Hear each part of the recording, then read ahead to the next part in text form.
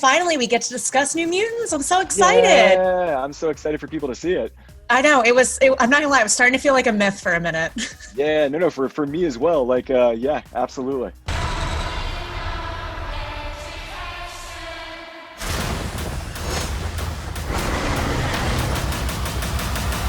And I want everybody to go see it. I just want them to see it when it's safe to go back to theaters.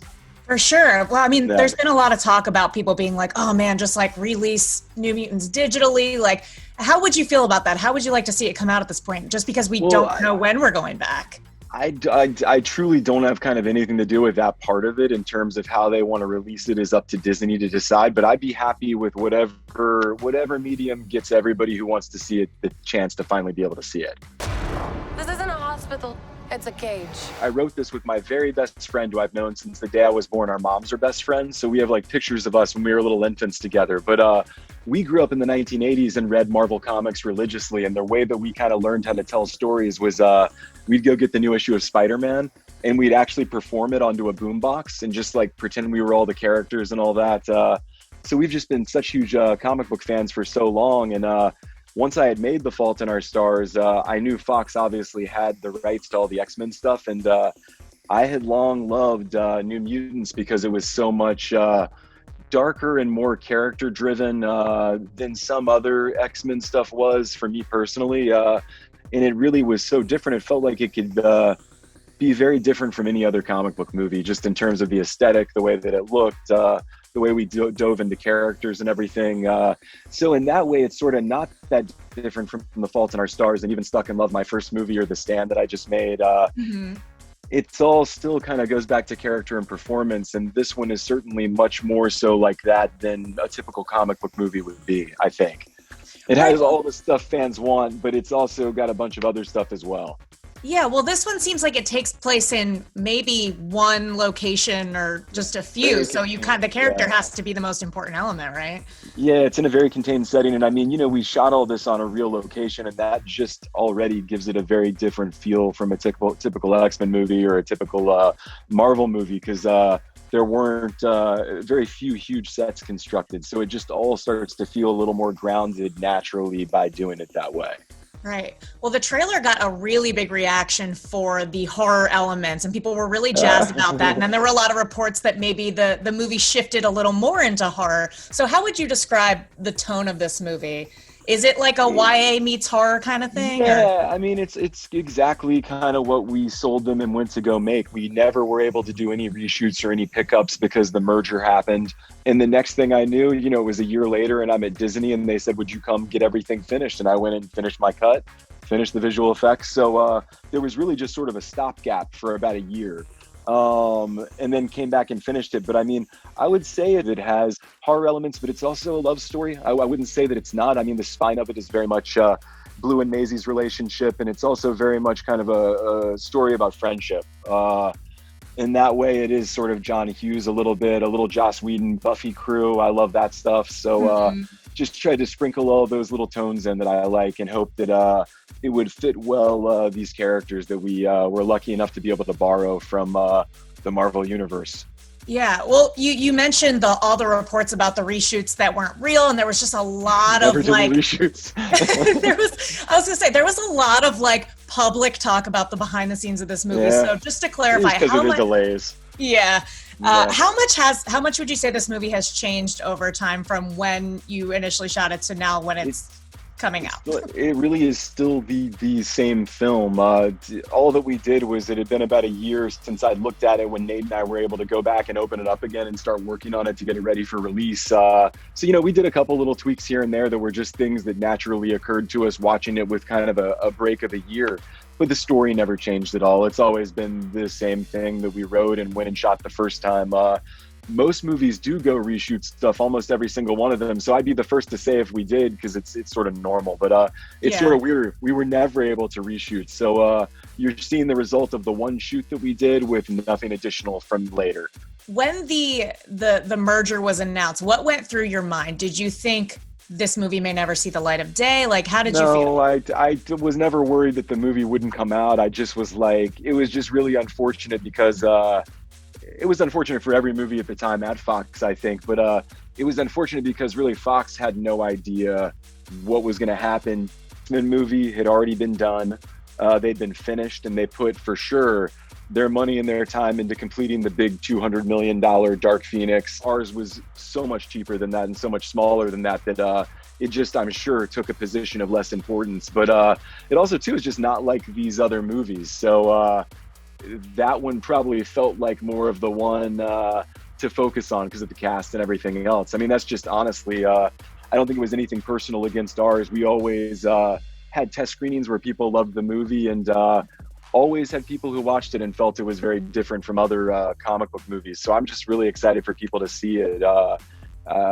I'm very happy with it. I got to deliver the movie that I wanted to make, and nobody bothered me. So that's kind of the best case scenario. Yeah. Well, I read that you had sequels in mind for this. I mean, Sure. do you think that's something that could still happen at this time, or do you think? I mean, I have no idea about anything. Really, the world's in such a strange place right now.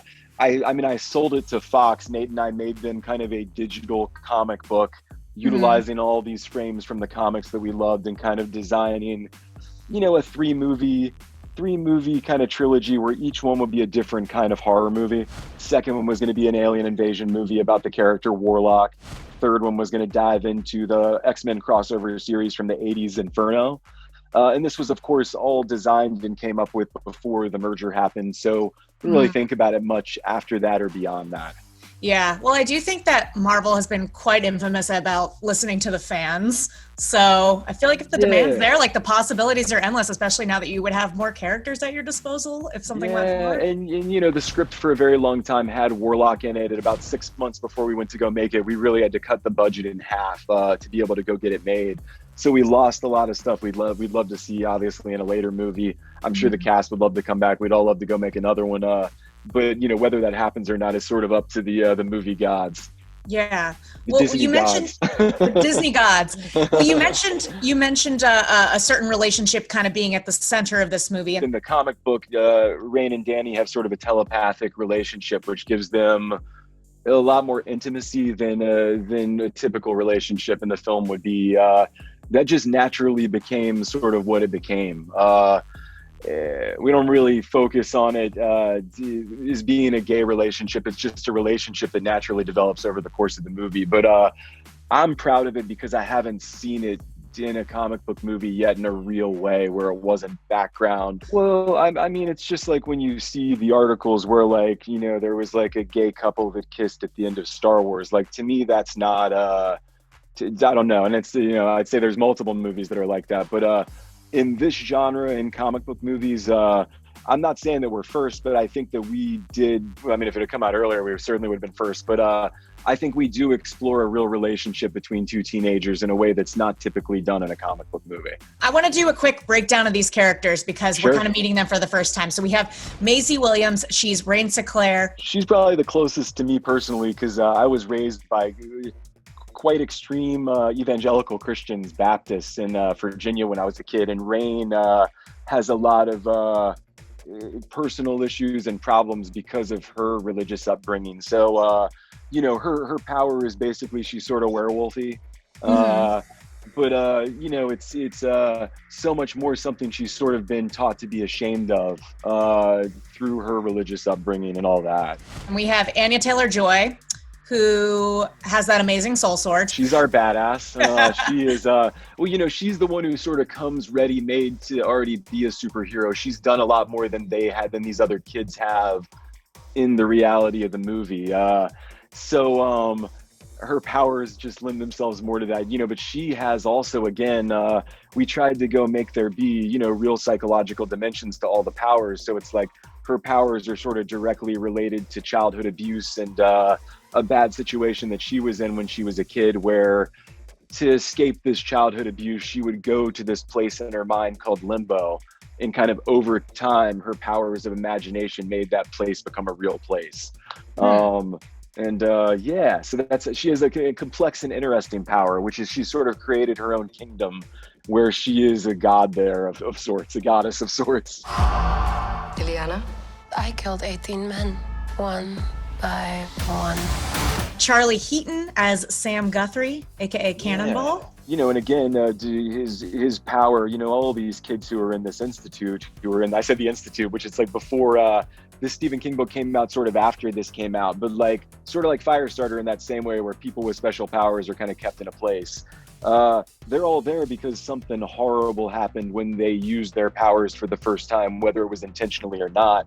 So, Charlie comes from a working class background in Kentucky where he worked in a coal mine with his dad and a terrible accident happened because of his power. So he comes to that place, he comes to where they're staying really with a lot of shame and a lot of guilt. So all his power is sort of something he keeps inside of him, that when it comes out, it's really like an explosion because he keeps it buried so deep. And then we have Alice Braga. So she, is really the character that we borrowed, who doesn't appear in this actual run of comics that we based the movie on, but we needed a character to serve the purpose, and we felt she would really be the right character to use. So, I can only say so much about her. She had a very complicated role because you are uncertain as an audience member and as various characters in the movie as to what it is exactly that she's up to during all of it. Mm-hmm. So she's playing very much close to the hip and interacting with them all on an individual basis differently from person to person. So I'll just say she's sort of a mysterious character, and even what her powers are sort of left for later in the film. Blu Hunt. Yes. She is the star of this movie, and she really is the star of this arc of the comics where they deal with her Demon Bear story. She had never done a movie before, and we really wanted someone with a real connection deeply to Native American culture and tribe. So we couldn't have made this movie without her. We saw hundreds of people, and she was, without a doubt, the person that we wanted in it. The way we cast Blu was really important to us, just like it was important that Henry be from Brazil. We really wanted to try to get some of those things as right as we could possibly do and still make the movie be really good. And Blu having a real relationship with a tribe that's family, part of her family and everything, was a big thing for us, for her to bring as much authenticity to that role as she could. She has a very complicated power where, in our narrative, she sort of is there because of her power, but she's not quite aware yet she has a power or what it is that she's doing. It's all unconscious. So a lot of the movie is her having to deal with and face this power that she has, that has wreaked a lot of havoc and hurt a lot of people unbeknownst to her. But hers is very much kind of a rubber reality horror power where she's able to sort of bring your greatest fears to life. Oh, great. Think Nightmare on Elm Street 3, The Dream Warriors, and you'll be close to sort of one of our kind of touchstone movies that we were inspired by when we wrote it. Yeah, I'm noticing a lot of influence here, and now you're working with Stephen King on the stand, so this is seems pretty perfect. Yeah, I directed the first and the last episode of that, and he wrote the last one. It should be very cool. I hope people like it. Oh man, congrats on that. We're Viacom CBS, so we're in the family now. All right, well, hey, thank you so much for your time. I really look forward to this movie. I hope that you like it.